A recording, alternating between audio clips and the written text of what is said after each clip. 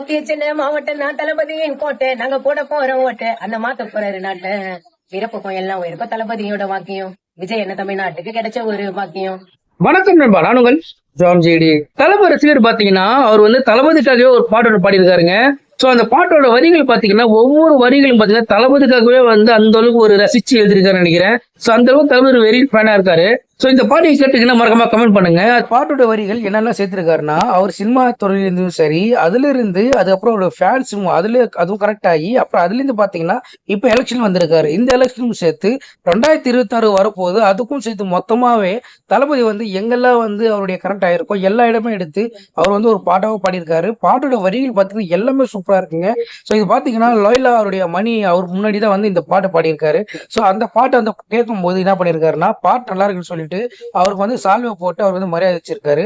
So இந்த மரியாதை தெரிவிச்சுட்டு அப்புறம் என்ன பண்ணியிருக்காருன்னா, இந்த பாட்டை நான் மேல இடத்துல கொண்டு போறது என்னுடைய பொறுப்பு.